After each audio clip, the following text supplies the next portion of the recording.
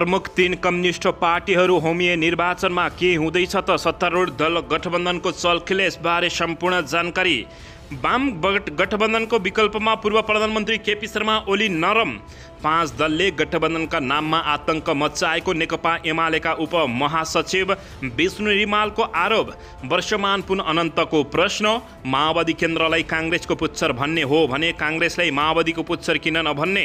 निर्वाचनको बागडोर केपी शर्मा ओलीकै हातमा। नयाँ पुरानो छान्ने अधिकार जनतालाई छ। विन विन हुने गरी तालमेल हुन्छ भन्दै नेपाली काङ्ग्रेसका सहमहामन्त्री भीष्मराज आङ्बेको यस्तो घोषणा पत्र। चुनाव जित्ने नारा मात्रै।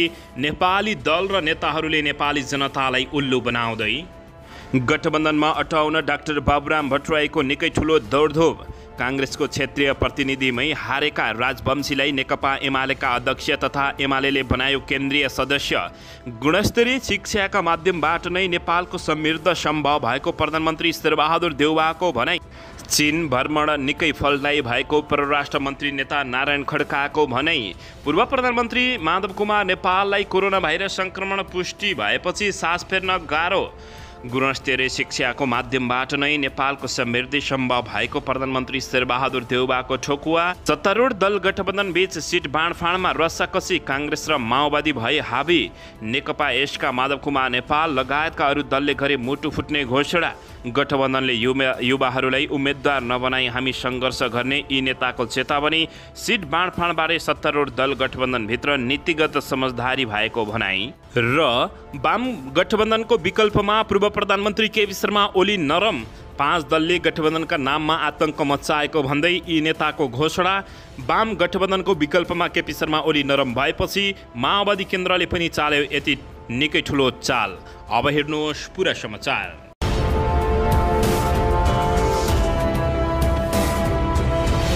दर्शकबिन नमस्कार। तपाईँहरू यति बेला युवा नेपाली युट्युब च्यानल हेर्दै हुनुहुन्छ। दर्शकबिन यदि हाम्रो च्यानल युवा नेपालीसँग अझै पनि सब्सक्राइब गरेर जोडिनु भएको छैन भने सब्सक्राइब गरी जोडिनुहोला।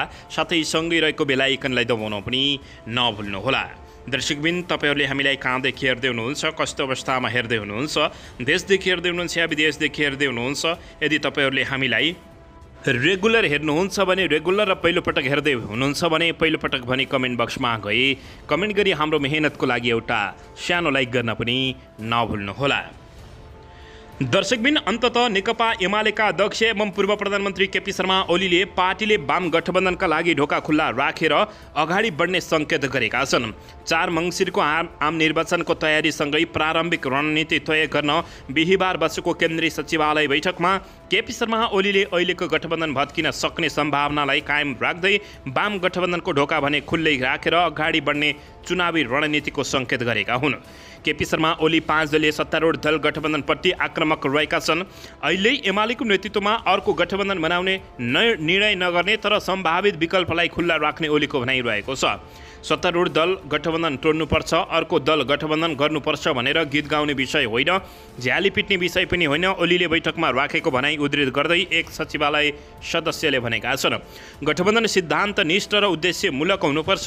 सिद्धान्तविहीन, पहिचानविहीन ढङ्गले र नीतिविहीन गठबन्धनले उद्देश्य हासिल गर्न सक्दैन र परिणाममुखी पनि हुँदैन। एमाले जहिले पनि सिद्धान्त र नियत उद्देश्यलाई प्राथमिकतामा राखेर अगाडि बढ्ने बताएका छन्।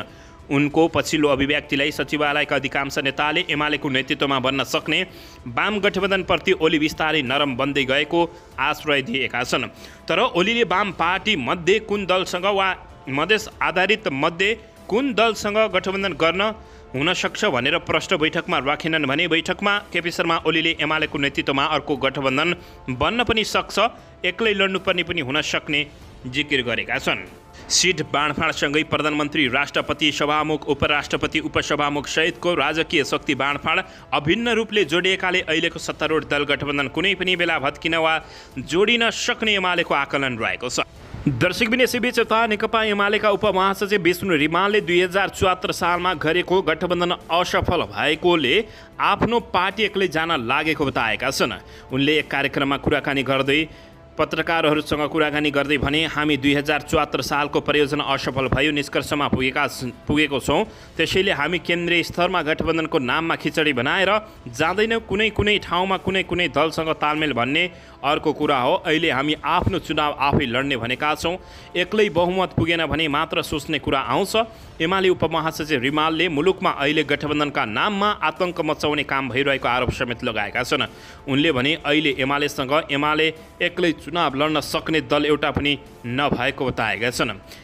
एक्लै उभिन नसक्ने को दल गठबन्धन गरेर मात्र चुनाव लड्ने हो भन्ने फरक दल किन चाहियो त उनले प्रश्न गरेका छन्।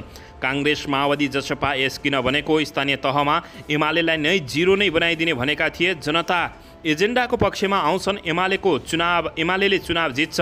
एजेन्डाविहीन गठबन्धन आतंक मचाउने काम मात्र गरिरहेको भन्दै उनले यस्तो बताएका छन्।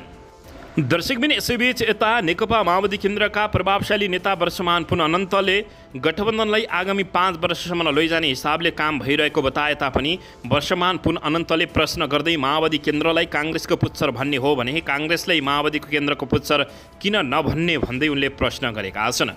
हामीले 2074 सालको आम निर्वाचन समानुपातिक मत स्थानीय तहको निर्वाचन र दलहरूको संवेदनशीलतालाई ख्यालमा राखेर तालमेलको आधार तय गरेका छौँ। हामीले सिट बाँडफाँडमा त्यति धेरै समस्या देखेका छैनौँ, उनले एक कार्यक्रममा भनेका छन्। कार्यक्रममा कुराकानी गर्दै भने नेता पुनले भने कतिपय पत्रकार साथीहरू आफ्नै सिट घुम्न लागे जस्तो चरको प्रश्न गरिरहनु भएको छ। तर कार्यदलका सदस्यहरू कुल भएर गठबन्धनलाई 5 वर्षसम्म अगाडि बढाउने हिसाबले सौहार्दपूर्ण वातावरणमा काम गरिरहेको उनले बताएका छन्। यसैबीच हामी लोकतन्त्र बचाउने, संघीय सुदृढ गर्ने, सुशासन कायम गर्ने जिम्मेवारी पनि गठबन्धनकै भएको बताएका छन्। नेता पुनले कार्यदलमा अहिलेसम्म कुनै पनि दलले सिट दाबी नगरेको बताउँदै उनले भने कार्यदलमा हामीले सिट दाबी गरेका छैनौँ। काङ्ग्रेसले पनि कार्यदलमा पोजिसन बताएको छैन भन्दै उनले यस्तो अभिव्यक्ति दिएका छन्। दर्शकबिन पूर्व प्रधानमन्त्री नेता माधव कुमार नेपाललाई कोरोना भाइरस सङ्क्रमण पुष्टि भएपछि उनलाई सास फेर्न गाह्रो भएको छ। नेकपा एकीकृत समाजवादीका अध्यक्ष एवं पूर्व प्रधानमन्त्री नेता माधव कुमार नेपाललाई कोरोना भाइरस सङ्क्रमण पुष्टि भएपछि उनलाई निकै हम्मे परेको हो। उनको स्वास्थ्य अवस्था भने अरू सामान्य रहेको भए तापनि उनलाई सास फेर्न गाह्रो भएको छ। कोरोना सङ्क्रमण भएपछि उनले फेसबुक मार्फत जानकारी गराउँदै स्वास्थ्य संवेदनशीलताका कारण केही दिनका लागि भेटघाट तथा निर्धारित कार्यक्रमहरू स्थगित गरिएको जानकारी समेत उनले गराएको जानकारी प्राप्त भएको छ। अन्ततः माधव कुमार नेपाललाई सास फेर्न गाह्रो भएको हो। दर्शकबिन यसैबीच यता अरब सागरमा भारतीय जहाज पल्टिएपछि पाकिस्तानी नौसेनाले उद्धार गरेको जानकारी प्राप्त भएको छ। भारतीय जहाज अरब सागरमा पल्टिएपछि पाकिस्तानी नौसेनाले बिहिबार उद्धार गरेको बताइएको छ। अगस्त 9मा बलुचिस्तान प्रान्तको तटीय सहर गवादर नजिकै भारतीय जहाज जमुना सागर डुबेको थियो। जहाजमा 10 जना चालक दलका सदस्य रहेका थिए। घटना लगत्तै आफूहरूले उद्धार गरेको पाकिस्तानी नौसेनाका जनसम्पर्क महानिर्देशनले जानकारी दिएका छन्। डुबेको जहाजबाट एकजनाको शव निकालिएको थियो। पाकिस्तानी नौसेनाले जारी गरेको विज्ञप्ति अनुसार नौसेनाले जहाजको बारेमा जानकारी पाए लगत्तै पाकिस्तान समुद्री सूचना केन्द्रको नजिकैको व्यापारी जहाज एमटी कुरिइबेकलाई भारतीय जहाजका चालक दलका सदस्यलाई आवश्यक सहयोग गर्न भनेपछि उद्धार गरिएको थियो।